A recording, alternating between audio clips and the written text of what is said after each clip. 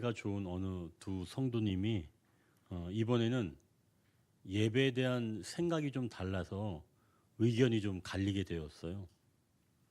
한 사람은 예배는 드리는 거다라고 말합니다. 또 한 사람은 예배는 은혜 받는 거지, 이렇게 나뉘게 되었어요. 예배를 드리는 것, 또 은혜를 받는 것. 여러분은 어떻게 생각하세요? 예배를 드리는 거라고 생각하세요? 아니면 예배는 은혜를 받는 것이라고 생각하세요? 네. 사실은 이제 답을 구하기 전에 왜 이런 질문이 남았는지 우리가 좀 배경을 좀 살펴볼 필요가 있는데요. 한 성도가 은혜를 받지 못하니까 이런 질문이 나오는 거예요. 요즘 난 은혜를 못 받고 있어. 목사님도 그렇고 성도님도 그렇고 이상해. 이렇게 이야기를 하는 거예요. 그러니까 이제 옆에 있던 그 성도가 은혜를 받으려고 예배를 드리나? 예배는 그냥 하나님께 드리는 거지. 은혜 받고 못 받고가 어딨어? 이렇게 해서 두 사람 이야기가 시작을 된 거예요. 제가 이제 그 이야기를 며칠 전에 들었습니다. 사실 두 이야기가 모두 맞는 이야기예요. 예배를 드리기도 하지만 예배는 또 은혜를 받는 것이기도 하다는 거죠. 왜 그러냐면 예배는 드리는 것으로 본다면 하나님은 예배를 받으시기에 합당한 분이에요. 그러니까 하나님께는 우리가 예배를 드리는 거죠. 이것은 우리가 기분이 좋거나 나쁘거나 상관없이 그 정한 시간에 우리가 예배를 드리는 겁니다. 그런 의미에서 예배는 드린다라고 볼 수가 있죠. 자, 다른 한 가지는 예배는 은혜를 또 받는 거다라고 말할 수 있는데요. 우리의 마음이 푸석푸석해져 있다면 하나님, 이 예배를 통해서 은혜의 단비를 내려주십시오 라고 사모하는 마음을 가지고 예배를 드리는 겁니다. 그러면 은혜를 받기를 바라는 마음으로 예배를 드리는 거죠.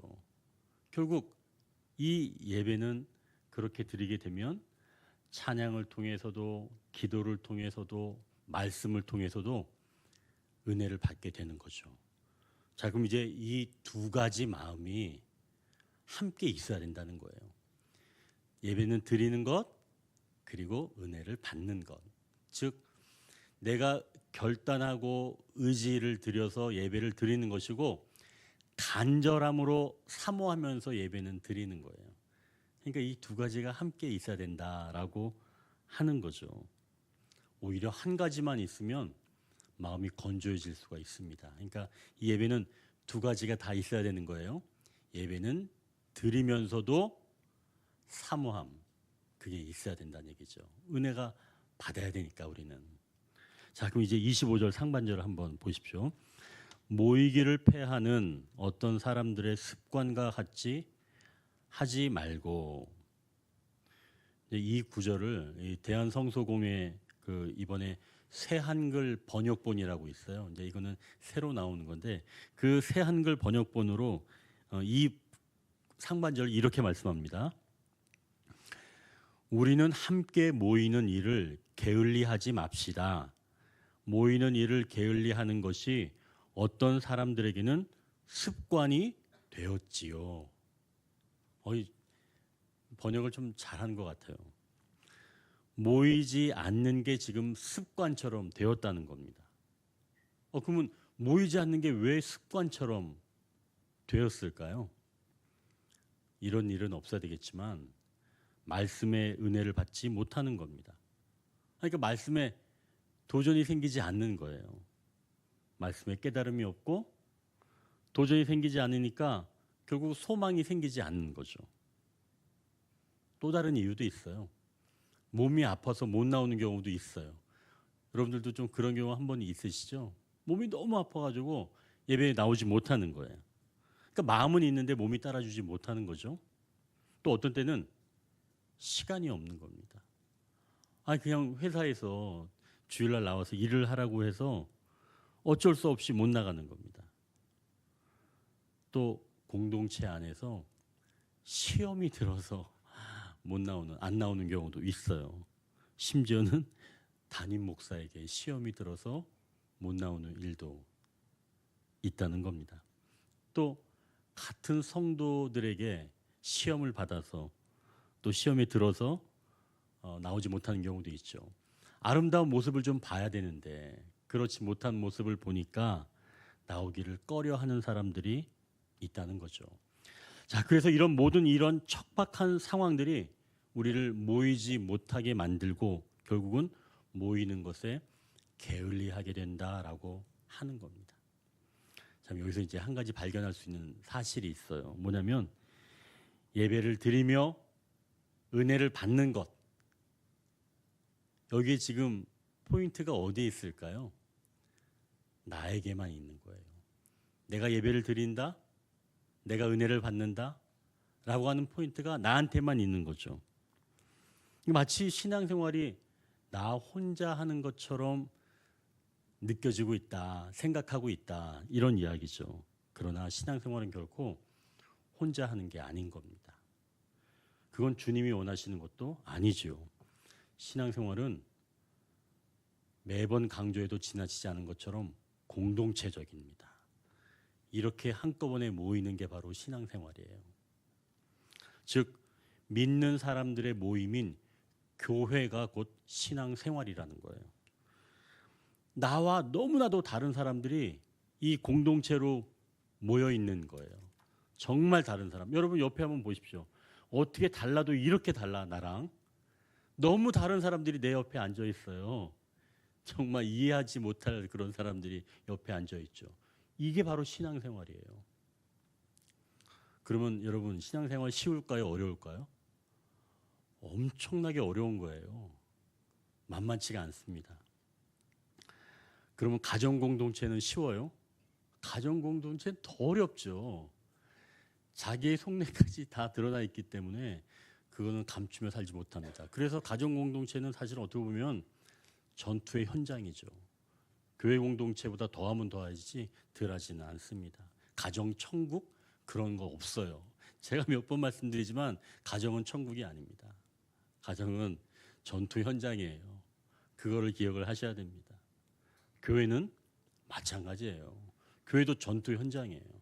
우리가 이것을 먼저 기억하는 게 굉장히 중요합니다. 하나님께서 분명히 교회를 공동체적으로 교회라고 하는 믿는 사람들의 모임이라고 만들어 주셨지만 나와 똑같은 사람끼리 모이는 공동체가 아니라 정말 달라도 너무나 다른 사람들끼리 모인 공동체가 바로 이 교회 공동체라는 거예요. 그러니 신앙생활이 만만치 않다라고 하는 거죠. 다 그러면 이제 여기에서 왜 예배를 드리고 교제하지 않고 신속히 빠져나가는 사람이 생기는지 이제 이유를 알겠죠? 그건 뭐냐면 내가 드러나는 게 싫어서 그러는 거예요. 힘들어서 그러는 거예요. 그만큼 상처받은 경험도 있고 또 불필요한 오해 살 수도 있기 때문에 예배만 싹 드리고 그냥 가는 겁니다. 교제하지 못하는 거예요. 왜요? 내 연약한 모습이 드러나게 되면 안전하지 못하니까. 교회 공동체를 그렇게 생각하니까 이 교회 공동체가 나의 이 연약한 모습을 드러내지 못하게 되는 거죠. 안전하지 않으니까요. 자, 그럼 이제 우리가 이 교회 공동체의 바람직한 모습을 여기에서 우리가 알게 된 거죠. 그래서 교회 공동체의 가장 중요한 임무는 뭔가? 우리의 깨어짐을 인정하고 드러낼 만큼 안전한 곳으로 만드는 것. 이게 교회 공동체의 가장 중요한 임무예요. 내 연약한 모습을 드러내도 안전한 곳. 그걸 만들어가는 게 바로 교회 공동체 임무예요. 여러분 참 놀랍지 않아요? 이 교회가 바로 그러한 교회가 되어야 된다는 얘기죠. 내 연약한 모습을 딱 드러내는데 그 드러냄과 동시에 비난을 받거나 꼬리표가 붙지 않고 또 얼마든지 받아들여진다면 그게 곧 하나님이 기뻐하시는 교회 공동체가 된다는 말씀이죠. 자, 그러니 여러분, 이 교회 공동체가 쉽게 만들어질 수 있을까요? 어렵습니다. 정말 어려워요. 그래서 사실은 좀 큰 교회로 가려고 하는 게 바로 그러한 이유 때문입니다. 조금 숨어서 신앙생활하기 쉬우니까요. 적은 교회에서는 너무 노출되어 있기 때문에 작은 교회 오기 쉽지 않은 거죠. 자, 그럼 이제 우리가 어떻게 하면 이 생명력 있는 공동체를 만들어갈 수 있을까요? 모이지 않는 것이 습관처럼 되지 않도록 만드는 것이 중요하다는 거죠. 우리는 내가 하나님께 예배를 드리기 위해 오며 또 은혜 받으려고 온다라고 말하지만 또 다른 이유가 있다는 거예요. 그것은 예배를 드리기 어려운 상황임에도 불구하고 하나님은 예배하는 그 성도를 통해서 다른 사람이 은혜를 받도록 만드신다는 얘기예요. 이거는 전혀 다른 케이스죠. 나는 사실은 은혜를 받거나 예배를 드리거나 라고 하는 생각이 왔는데 내가 그렇게 예배를 드리는 바로 그 자리의 모습을 보고 다른 사람은 그것을 통해서도 세움을 받을 수가 있다라고 하는 거죠. 자, 그렇다면 내가 분명 낙심받아서 교회를 나오지 못한 형편이지만 그래도 그냥 내가 나왔다면 이런 나의 모습을 통해서도 다른 사람이 은혜를 받고 세워질 수 있다는 얘기예요. 그러면 내가 의무감을 가지고 교회에 나오는 것이 나 말고 다른 사람을 위해서도 필요하다라고 하는 겁니다. 이거는 좀 우리가 달리 생각해 봐야 되겠죠. 그러니까 결국 교회가 공동체이기 때문에 내가 예배들을 드리는 그런 아름다운 모습을 통해서도 이 공동체가 세워질 수 있다라고 하는 거죠. 그럼 이제 질문이 나올 것 같아요. 아니, 목사님, 교회를 다니면 좋은 일이 있어야 하는데 아니 실망스러운 일이 생겨서 나오기 어려운 때도 있잖아요. 이런 질문을 할 수가 있죠. 맞습니다. 어쩌면 교회 나오면 실망스러운 일이 더 생길 수가 있습니다. 여러분, 제가 이렇게 얘기했다고 너무 실망하지는 마십시오. 여러분, 정말이에요. 교회 나오면 더 실망스러운 일이 생길 수도 있어요. 아니, 어떻게 목사님 그렇게 얘기를 해요? 좋은 얘기를 하셔야죠. 여러분, 그렇게 생각하세요? 아니요, 여기는 제가 솔직하게 얘기하는 거예요. 교회 나오면 여러분, 때로는 혼란스러운 일이 생깁니다. 여러분, 그게 교회예요. 놀랐죠? 속으로 놀랐나요?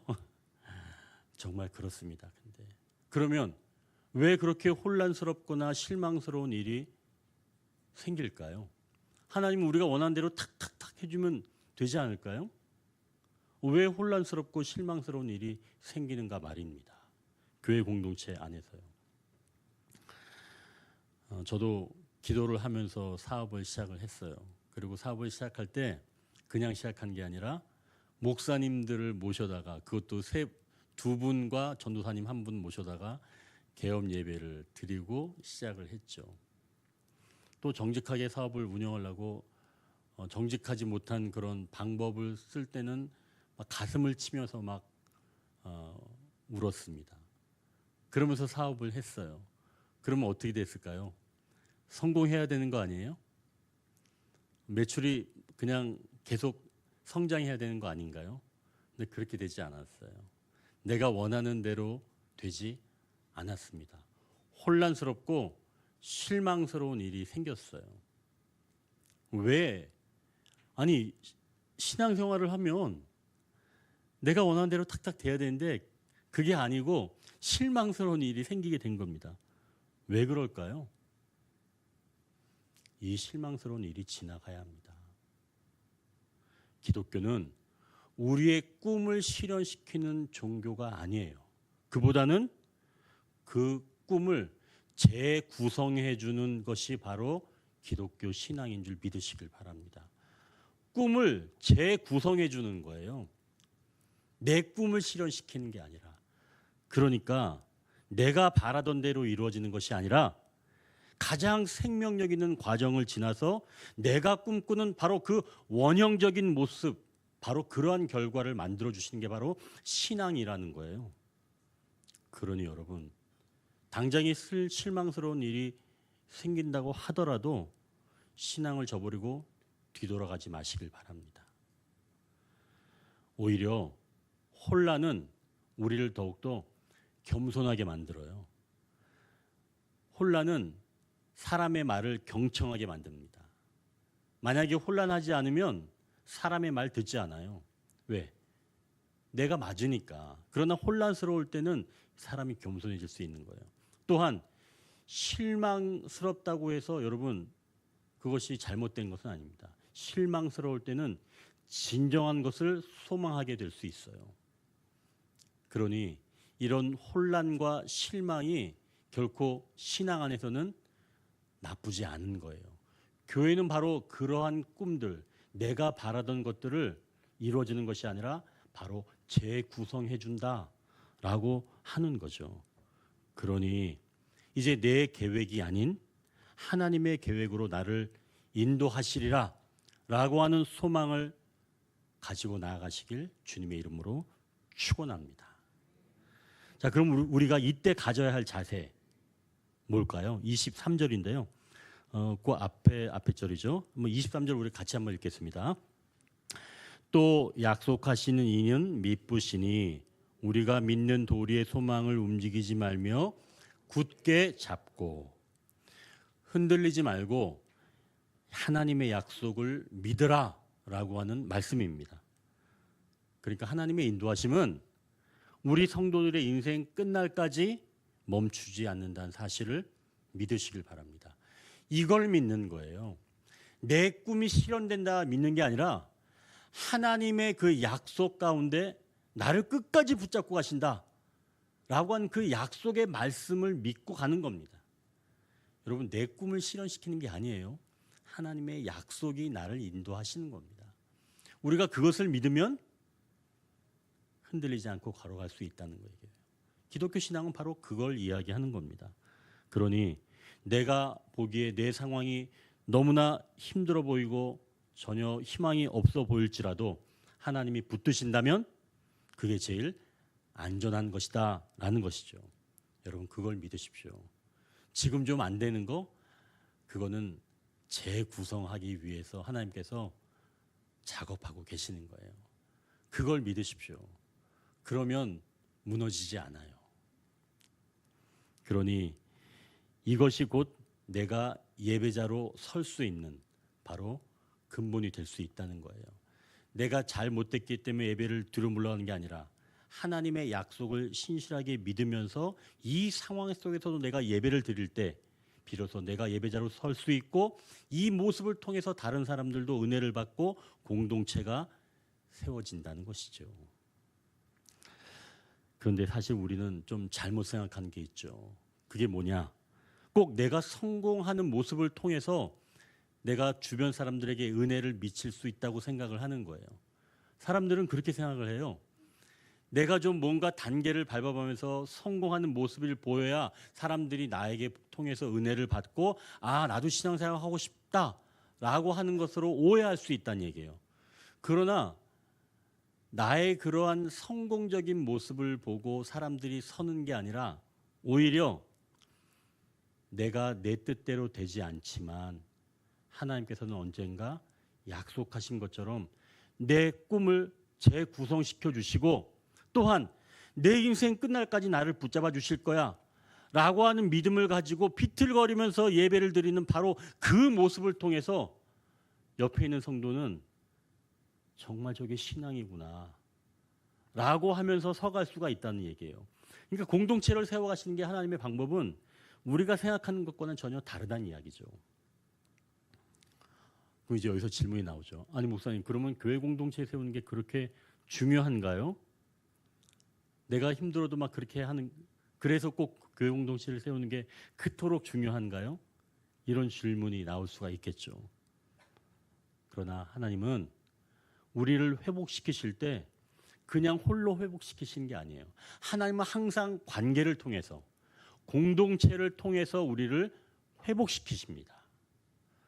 하나님은 그냥 그 사람 혼자 낫게 하시는 그런 하나님이 아니에요.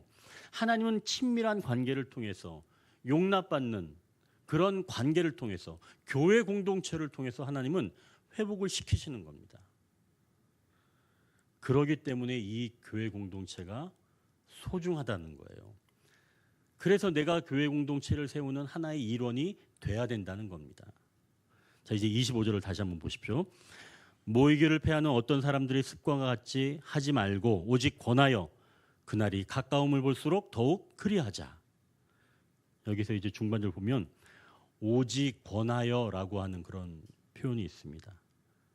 이걸 또 새 한글 번역본에서는 이 구절을 이렇게 말씀합니다. 그러나 우리는 서로 용기를 북돋읍시다. 이 이야기는 곧 서로 용기를 북돋는다는 건 인간은 서로가 필요하다는 그런 존재를 이야기하는 거예요. 우리는 서로가 필요한 거예요. 그러니까 우리라고 하는 공동체가 필요한 거예요. 나 혼자 스스로 용기를 북돋을 수는 없다는 얘기죠. 서로 용기를 북돋아주는 그런 관계. 교회 공동체가 바로 그러한 공동체라는 거죠. 이게 바로 회복의 공동체를 말씀하는 겁니다. 곧 이 공동체가 세워지는 건 쉽지 않겠지만 그만한 가치가 있다는 이야기예요. 교회 공동체는 여러분 그만한 가치가 있는 겁니다. 이것을 통해서 하나님께서 사람을 세우시겠다는 얘기예요. 회복시키시겠다는 겁니다. 자, 그럼 어떻게 서로 용기를 북돋을 수 있을까요? 이 레리 크랩이라고 하는 기독교 영성 상담가는 그의 책 영혼을 세우는 관계 공동체에서 어떤 것이 연약함을 드러낼 수 있는 안전한 공동체인지 말하는데요.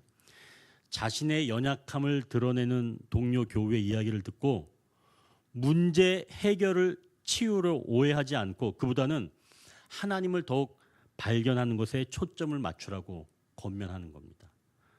다시 한번 말씀드린다면 안전한 공동체는 내가 연약함을 드러낼 때 그것을 문제처럼 여기면서 그것을 해결하려고 하지 말고 오히려 하나님께 초점을 맞추게 하는 것.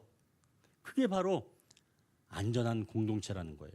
내 연약함을 드러내도 안전한 공동체가 되기 위해서는 바로 하나님께 초점을 맞추도록 하는 것.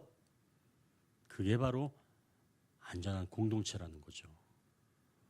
그런데 사실 우리는 어때요? 아니, 우리가 아니라 멀리 있는 게 아니라 저도 마찬가지예요. 저도 자꾸 성도들이 어려우면 문제 해결을 저도 중심으로 다가서려고 합니다. 왜? 너무 힘들어하니까. 그런데 그 문제 해결이 중심이 아니라 오히려 그 상황에서 하나님을 바라볼 수 있도록 하나님께 초점을 맞출 수 있도록 돕는 것이 곧 안전한 공동체다라고 하는 거예요. 여러분, 이건 너무나 중요한 이야기예요. 그러니 우리가 2025년 안전한 공동체를 만들기 위해서는 내 연약함을 드러냈다면 그것을 문제를 해결시켜 주겠다라고 하는 그런 해결사적인 그런 접근이 아니라 오히려 그가 하나님을 향하여 초점을 가질 수 있도록 돕는 것이 곧 안전한 공동체이다라고 하는 것이죠.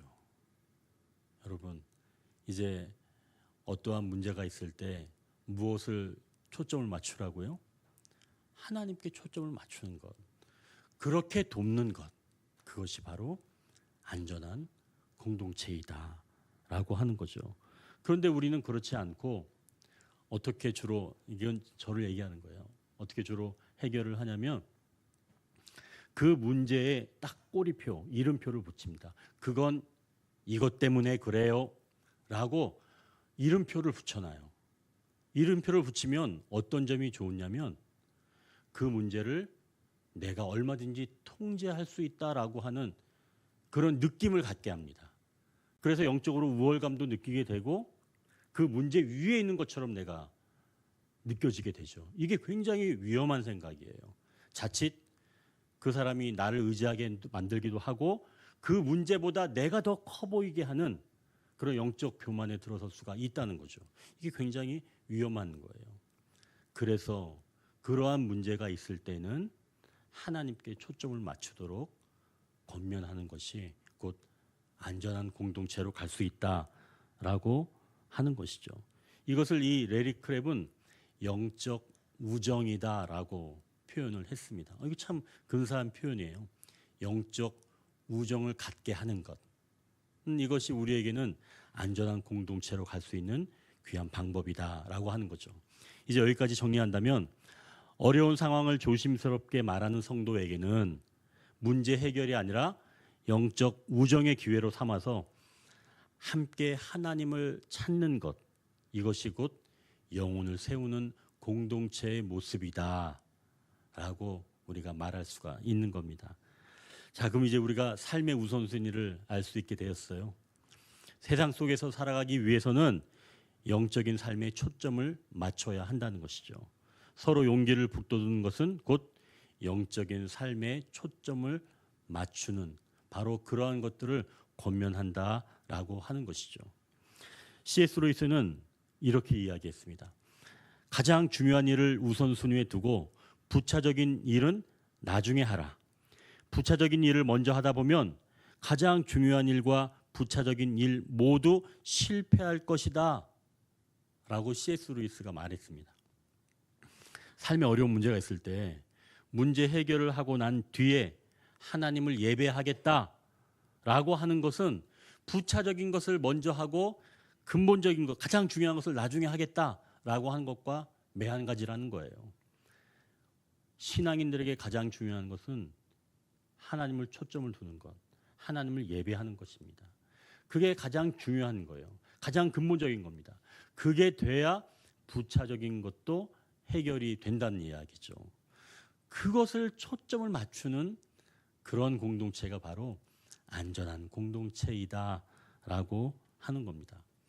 만약 우리 그 목장에서 목원이 어떤 문제로 인해서 씨름하면서 교회에 출석을 하지 못하고 있다면 목원에게 다그칠 것이 아니라 그 어려운 문제를 놓고 함께 기도하면서 그래도 믿음을 가지고 함께 예배의 자리에 나가보자.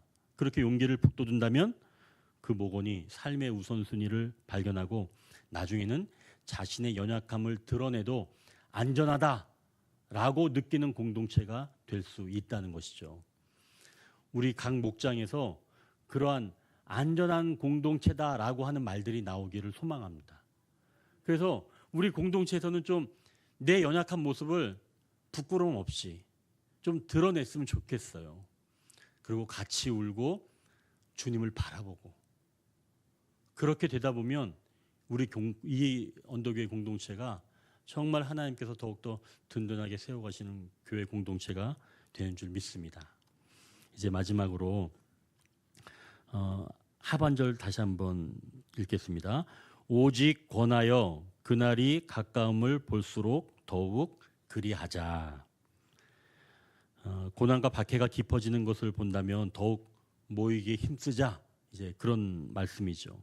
다른 말로 한다면 예수님의 재림의 때를 기다리면서 더욱 모이기에 힘을 내자는 것입니다. 우리 역시 이 교회 공동체가, 이 공동체가 더욱 모이기에 힘쓰는 공동체가 되기를 원합니다. 상황이 어려워지고 사회가 불안정해지는데도 모이기를 힘쓰려는 그런 마음이 소멸될 수가 있습니다. 그러니까 이 말씀이 기록되는 거예요. 왜 그러냐면 그때 되면 오히려 홀로 지내기를 원하는 마음이 생기게 된다는 거죠. 내가 너무 힘들어지면 사람은 자꾸 집에 머물려고 해요. 칩거하려고 합니다. 그러나 그럴 때일수록 오히려 모이기를 힘써야 한다는 거예요. 주님은 우리와 동행하시려고 주님은 홀로 그 길을 걸으신 분입니다. 그래서 우리는 홀로 걷는 자가 아니라 이제 우리는 동행하는 자인 거예요. 주님이 홀로 걸으셨지 우리가 홀로 걸을 이유는 없습니다. 우리는 동행하는 사람들이에요. 내 동료와 주님과 함께. 그래서 우리 교우들은 함께 동행하는 교우들입니다. 주님과 함께 동행하고 내 교우들과 함께 동행하는 교우죠. 그래서 이제는 우리가 이 동행이 얼마나 소중한지 알기 때문에 우리는 주님 안에서 서로 존경하면서 기대하는 마음으로 동행할 수가 있게 되는 거죠. 우리가 주님 안에서 서로 기대하면서 존경할 수 있는 건 기독교 안에서만 가능합니다. 그럼 여러분 이제 이 신앙 안에서 서로 존경하면서 기대하면서 함께 걸어가십시오. 이것은 성령님이 함께 하시기 때문에 가능한 겁니다. 우리로는 할 수가 없는 거예요. 아까도 말씀드렸던 것처럼 하나님께 초점을 두게 되면 그때부터는 성령의 사역이 시작되기 때문에 성령님께서 여러분들과 함께 동행하시기 시작할 겁니다. 그렇게 될 때 비로소 안전한 공동체가 되어 간다는 얘기죠. 레리 크랩은 마지막으로 공동체 안에서 가장 연약하고 비참한 실패를 고백했는데도 아주 기쁘게 바라볼 당신의 친구가 있다는 그 사실은 다른 어떤 것보다도 더 영향력이 있다고 말합니다. 성령님의 역사하심을 통해서 그때 참된 기쁨을 누릴 수가 있다는 얘기죠. 이제 우리 언덕의 성도들도 바로 그러한 기쁨을 누리기를 소망합니다. 주님은 우리로 새로운 살 길을 열어주셨습니다. 그리고 오늘 우리를 부르시는 거예요. 언덕 길로 오르라. 이제 2025년 나의 연약함을 드러내도 안전한 공동체. 문제 해결이 아니라 영적 우정의 기회로 삼아서 함께 하나님을 찾으며 영혼을 세우는 공동체를 경험하시는 저와 여러분 되시길 주님의 이름으로 축원합니다. 제가 잠깐 기도하겠습니다.